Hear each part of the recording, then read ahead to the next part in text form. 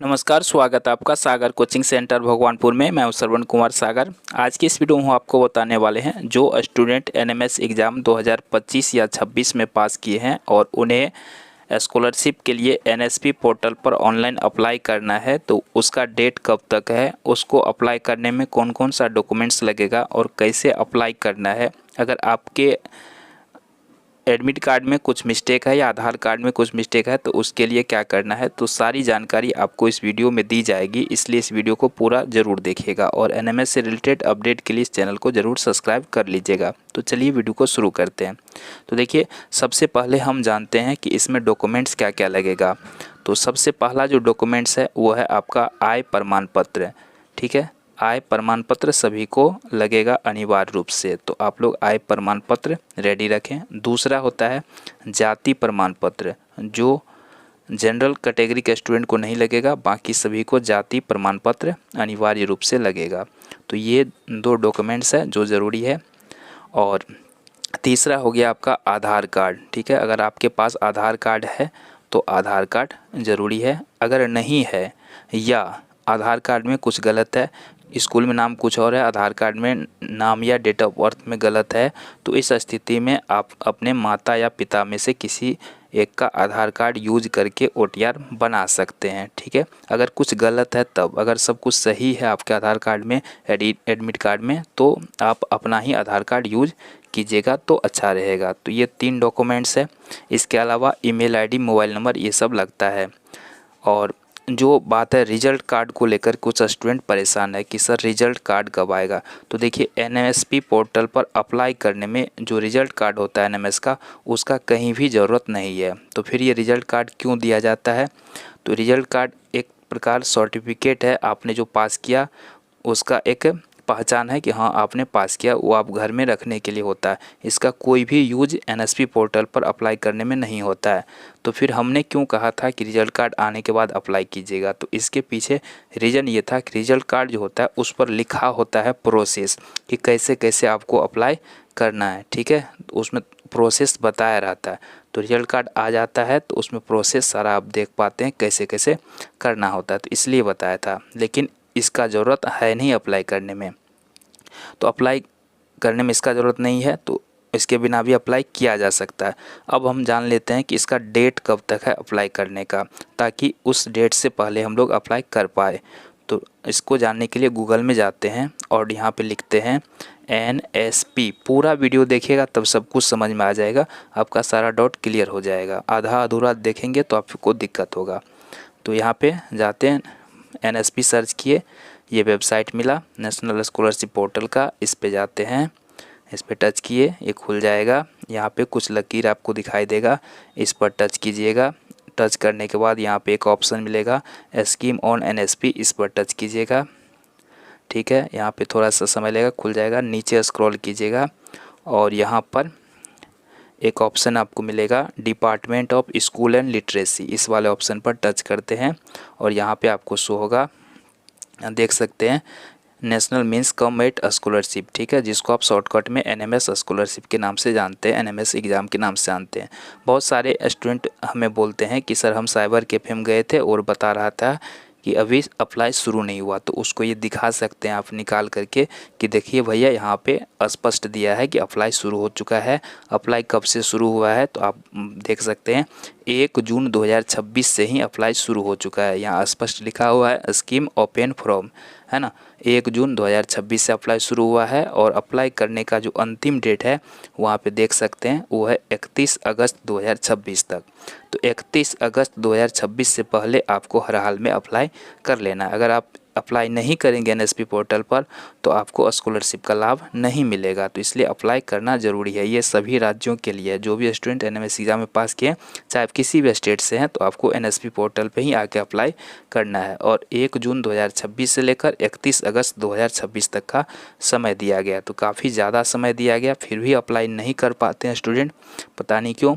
और इसके लिए जो वेरिफिकेशन होगा स्कूल से, तो वो 15 सितंबर 2026 तक जो है इसका टाइम दिया गया है वेरिफिकेशन का। ठीक है, और ज़िला लेवल पर ये आपको नहीं करना होता है, सब बताएंगे आगे। तो आपको मुख्य बात यहाँ पे बता दिए कि यहाँ पे डेट आपका 1 जून से ही शुरू है, 31 अगस्त तक लास्ट डेट है। और इसमें जो टीचर जो होते हैं स्कूल के जहाँ आप अभी पढ़ रहे हैं, फॉर्म भरने के बाद डॉक्यूमेंट्स स्कूल में जमा करना होता है और वो वहाँ से ऑनलाइन वेरीफाई करते हैं। फिर वो जिला जाता है, फिर जिला में वेरीफाई होता है, फिर स्टेट लेवल पर वेरीफाई होता है। तब जा कर के जब आप क्लास 9th पास कर जाएंगे तो मार्च में पैसा आना शुरू होता है। मार्च से लेकर जून के बीच में पैसा आपका स्कॉलरशिप का 12,000 रुपये आएगा। और उसके बाद फिर अगले साल आपको रेन्युअल करना होता है। फिर 10th में जाएंगे रेन्युअल करेंगे, 11th में, 12th में 3 बार रेन्युअल करना होगा। फिर जाके 12,000 करके 4 बार में 48,000 रुपये आएगा। तो ये सब प्रोसेस होता है। तो समझ गए डेट कब तक है। अब चलिए देखते हैं अप्लाई करेंगे कैसे। तो अप्लाई करने के लिए इसी पर टच करते हैं लकीर पर। सबसे पहला जो आपका काम होगा, apply for one time registration यानी OTR रजिस्ट्रेशन करना होगा। ठीक है, तो OTR रजिस्ट्रेशन कैसे करेंगे इस पर हम पहले ही वीडियो बना दिए थे, तो आप लोगों ने उसको देख लिया होगा और शायद कर भी लिया होगा। नहीं किए थे तो उस वीडियो को देख करके आप OTR रजिस्ट्रेशन कर सकते हैं। और ये एक ही बार करना होता है, अगला साल से इसी OTR से आपका रेन्युअल हो जाएगा। तो इसको आप करने के बाद इसको अच्छा से आप लिख करके डायरी में रखिएगा। ठीक है, इसको सेव करके रखिएगा, इसी से आपका हर साल अप्लाई होगा। तो पहला स्टेप हो गया OTR रजिस्ट्रेशन। जब आपने OTR रजिस्ट्रेशन कर लिया, ठीक है, OTR नंबर पासवर्ड मिल गया, तो अगला स्टेप है आपका अप्लाई फॉर स्कॉलरशिप। ठीक है, तो इस पर जा कर के अप्लाई फॉर स्कॉलरशिप वाले ऑप्शन पे क्लिक करते हैं। ठीक है, तो इस तरह से खुल कर के आएगा। और यहाँ पर आपको देखिए यहाँ पे मिलेगा लॉगिन विद आधार। तो आधार से भी लॉगिन कर सकते हैं, या FRID है तो उससे भी लॉगिन कर सकते हैं, और OTR से भी। तो अभी आपने OTR बनाया तो OTR से ही लॉगिन करेंगे। इस पर टच करेंगे, यहाँ पे देखिए OTR नंबर डालने के लिए आएगा और यहाँ पे पासवर्ड डालने के लिए आएगा। ठीक है, ये OTR और पासवर्ड आपके मोबाइल नंबर पर आता है जब आप OTR रजिस्ट्रेशन करते हैं तब। तो वही OTR और पासवर्ड मोबाइल नंबर मैसेज में आया होगा, उसमें से देख करके उसको नोट भी कर लीजिएगा और लिख करके यहाँ पे रखिएगा और यहाँ पे लॉगिन कीजिएगा। अगर इसमें से मान लीजिए OTR भूल गए तो फॉरगेट OTR करके फिर से प्राप्त किया जा सकता है। पासवर्ड भूल गए तो फॉरगेट पासवर्ड करके प्राप्त किया जा सकता है। तो जैसे ही डाल करके आप लॉगिन विद OTR करेंगे तो आपके मोबाइल पर OTP आएगा, और OTP आएगा तो फिर उसको जो है यहाँ डाल के वेरीफाई कीजिएगा तो ये लॉगिन हो जाएगा। एक चीज़ आपको ध्यान देना है कि आपका बैंक में अकाउंट होना चाहिए और उसमें आधार सीडेड होना चाहिए। ठीक है, तो आधार सीडेड होना चाहिए। अगर मान लीजिए आपके आधार सीडेड है कि नहीं आपको पता नहीं है तो वो भी यहाँ से आप जांच सकते हैं। ठीक है, यहाँ पे देखिए कैसे पता चलेगा। तो बैक आते हैं थोड़ा सा, इसमें एक ऑप्शन आपको देख रहे हैं यहाँ पे मिल जाएगा चेक आधार सीडिंग स्टेटस का। इस वाले ऑप्शन पर क्लिक करके आप चेक कर पाएंगे कि आपका आधार जो है बैंक से सीडेड है कि नहीं, या आप CSP सेंटर हर जगह होता है वहाँ जाके पता कर सकते हैं कि आपके अकाउंट में आधार सीडेड है कि नहीं है। तो वो ज़रूरी है, आप करा लीजिएगा अप्लाई करने से पहले। ये हो गया। उसके बाद यहाँ पे अप्लाई करने के लिए बताए थे, यहाँ पे अप्लाई फॉर स्कॉलरशिप वाले ऑप्शन पे जा कर के गए इस पर, और उसके बाद जो है यहाँ पे चलिए यहाँ पे आपको बता दिए कि OTR नंबर वाले ऑप्शन पे जा OTR से लॉगिन कर लीजिए। यहाँ पे OTR पासवर्ड डाल करके लॉगिन करके OTP आया, OTP डाल के वेरीफाई कर दिए। इसके बाद क्या होगा, आपके सामने अप्लाई फ्रेश का एक ऑप्शन आएगा। ठीक है, अप्लाई फ्रेश, आपको फ्रेश एप्लीकेशन भरना है क्योंकि आप पहली बार पास किए। जो 1-2 बार पैसा ले लेते हैं वो रेन्युअल वाला भरते हैं। तो आपको अप्लाई फ्रेश पे क्लिक करना है और वहाँ पे कुछ डिटेल भरना होता है, कुछ जानकारी भरना होता है। तो चलिए हम दिखाते हैं आपको क्या क्या जानकारी भरना होगा। वो सब चीज़ आप पहले से रेडी रखिएगा और उसके बाद अप्लाई कीजिएगा। ठीक है, तो चलिए देखते हैं क्या क्या भरना होता है, क्या क्या जानकारी आपको भरना होगा। चलिए उसके बारे में बताते हैं। तो सबसे पहले OTR ID जो आपने OTR बनाया वो आप डाल के लॉगिन करेंगे। अप्लाइड फॉर स्कीम में आपको national means cum merit scholarship select करना है, याद रखिएगा। स्टेट ऑफ डोमिसाइल, आप जिस स्टेट से आते हैं वो यहाँ पे लिखना होता है। अगर आप बिहार से हैं तो बिहार लिखेंगे, उत्तर प्रदेश से हैं तो Uttar Pradesh. Name of student, student का जो भी नाम हो वो लिखेंगे। जेंडर, मेल है कि फीमेल है वो लिखेंगे। कम्युनिटी यानी कैटेगरी, OBC है कि जनरल है कि EBC है या SC है कि ST है वो भरना होता है। पेरेंट्स, प्रोफेशन में आपके पिता जो गार्जियन है वो क्या काम करते हैं वो चुनना होता है। वहाँ पे बहुत सारे ऑप्शंस मिलेंगे, उसमें से जो आपका है वो आपके पिता जो काम करते हैं वो चुन लीजिएगा। फादर्स नेम भरना होता है, ईमेल आईडी भरना होता है। तो ये सब चीज़ आप रखेंगे फॉर्म भरते समय। इसके बाद आपको आधार डिटेल्स, तो किसका आधार दिए हैं, अपने माँ का दिए हैं या पिता का या अपना। तो सब कुछ अगर आपके आधार कार्ड में सही है तो अपना ही दीजिएगा, अगर गलत है तो उस स्थिति में माँ या पिता का आधार कार्ड दे सकते हैं। ठीक है, तो अपना नहीं दीजिएगा, गलत होगा तब। उसके बाद आपको भरना होता है एप्लीकेशन आईडी, तो फॉर्म भरने के बाद मिलेगा। रजिस्ट्रेशन डेट आप कब भर रहे हैं फॉर्म। स्कॉलरशिप कैटेगरी में आपको प्री सेलेक्ट करना है, ये याद रखिएगा, प्री। ठीक है, पोस्ट वो सेलेक्ट करते हैं जो 11th या 12th में पढ़ते हैं। तो आप 9th में पढ़ रहे हैं तो आपको प्री सेलेक्ट करना है। ठीक है, तो यहाँ पे ध्यान दीजिएगा। उसके बाद डेट ऑफ बर्थ स्टूडेंट का, मैरिटल स्टेटस यानी कि अनमैरिड, शादी नहीं हुआ तो अनमैरिड लिखना है। रिलीजन हिंदू है, मुस्लिम है, सिख है, ईसाई है, जो भी है लिखिएगा। एनुअल फैमिली इनकम में आपको दिखाना है, जितना आपके इनकम सर्टिफिकेट में लिखा होगा उतना भरिएगा।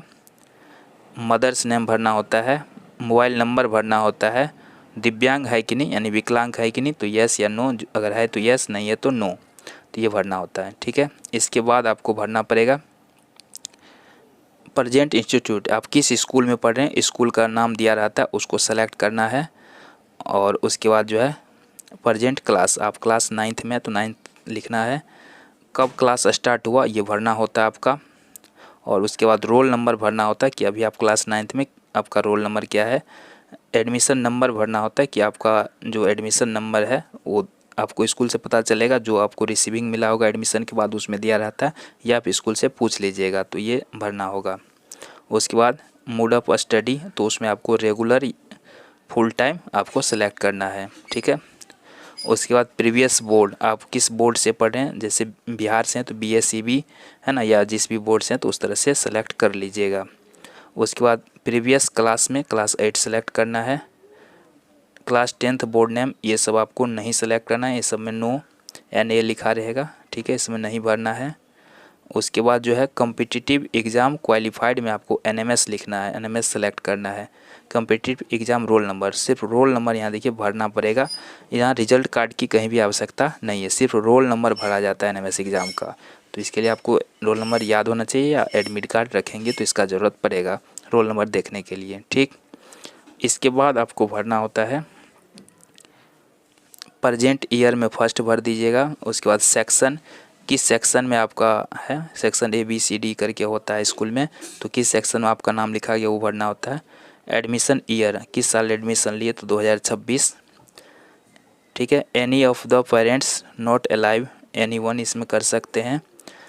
प्रीवियस पासिंग ईयर में 2026 डालिएगा। प्रीवियस क्लास परसेंटेज, आपका कितना प्रतिशत नंबर आया है वो भरना होता है। क्लास 8 में कितना नंबर आया था परसेंटेज में भरना है। Class 10th passing year NA इस सब में रहेगा, ये सब खाली रहेगा। ठीक है, उसके बाद competitive exam conduct bye Bihar, यहाँ पे तो आप अगर आप दूसरे स्टेट से हैं तो उत्तर प्रदेश से हैं तो उत्तर प्रदेश या मध्य प्रदेश जो भी है वो लिखिएगा। कॉम्पिटिटिव एग्ज़ाम ईयर 2026 यहाँ पे लिखना है। ठीक है, यही कुछ जानकारी है जो आपको भरना होता है। इसके बाद जो है डोमिसाइल स्टेट आइडेंटिफिकेशन नंबर, ये सब नहीं भरना होता है। ठीक है, यहाँ पे ये सब नहीं भरना है। उसके बाद यहाँ पे आगे स्टेट कौन सा आपका वो भरना होता है। सब डिस्ट्रिक्ट नहीं भरेंगे कोई बात नहीं। एड्रेस आपको भरना है अपने गांव और का नाम, पोस्ट। ठीक है, ये सब पिन कोड, वार्ड नंबर ये सब भर दीजिएगा, पिन कोड यहाँ भर दीजिएगा। और उसके बाद जो है आपको आपका यहाँ पे ज़िला कौन सा है वो भर दीजिएगा, विलेज कौन सा है वो भर दीजिएगा। और उसके बाद आपको डॉक्यूमेंट्स अपलोड करने का ऑप्शन आएगा, तो डॉक्यूमेंट्स में आपको जाति प्रमाण पत्र जहाँ अपलोड करना है वहाँ कर दीजिएगा, आय प्रमाण पत्र वो सब कर दीजिएगा अपलोड। और उसके बाद जो है प्रिंट आउट निकाल लीजिएगा, तो यहाँ पे सिग्नेचर ऑफ द हेड इस तरह से प्रिंट आउट निकलेगा। और इसमें जो है आपको इसका फ़ोटो कॉपी करके स्कूल में देना है, जाति प्रमाण पत्र, आय प्रमाण पत्र, आधार कार्ड, एडमिट कार्ड ये सब दे करके। और सर को बोलना है कि सर हमने फॉर्म भर दिया है NMS स्कॉलरशिप के लिए, और इसको आप NSP पोर्टल पर जाके वेरीफाई कर दीजिएगा। ठीक है, तो इस तरह से स्कूल से वेरीफाई हो जाएगा, तब जिला से वेरीफाई होता है और उसके बाद जो है राज्य से वेरीफाई होता है और फिर जा कर के आपका मार्च महीना से, मार्च 2027 से आपका पेमेंट आना चालू होगा। मार्च अप्रैल मई जून तक पेमेंट आते रहता है, ठीक है। तो मार्च में जाके आपको पैसा मिलेगा। फिर उसके बाद अगला साल जून में फिर अप्लाई शुरू होगा, तो फिर आपको रेनुअल फॉर्म भरना होता है, ठीक है। तो देखिए, हम एक टीचर हैं, पढ़ाने का काम करते हैं और यहाँ पर हमने आपके हेल्प के लिए, प्रोसेस बताने के लिए ये वीडियो बनाया है। मैं फॉर्म भरने का काम करता नहीं हूँ, तो इसलिए अगर फिर भी आपको अगर दिक्कत रह जाता है फॉर्म भरने में कहीं से भी, तो एक टीचर है जो इस तरह का काम करते हैं, हमारे साथी हैं और वो इस तरह से फॉर्म काफ़ी हर साल भरते हैं। तो अगर आप नहीं भर पाते हैं फॉर्म कहीं से भी, कोई साइबर कैफ़े वाला या खुद से भी नहीं हो रहा है, किसी दुकान वाला भी भरने के लिए तैयार नहीं है, तो उस स्थिति में आप, एक नंबर दे रहा हूँ उस ओम प्रकाश सर का, उससे कांटेक्ट करके वहाँ से आप फॉर्म भरवा सकते हैं, ठीक है। अगर आपको दिक्कत है तो वहाँ से फॉर्म भरवा लीजिएगा। तो आज के इस वीडियो में इतना ही, मिलते हैं एक और नए वीडियो के साथ। जय हिंद।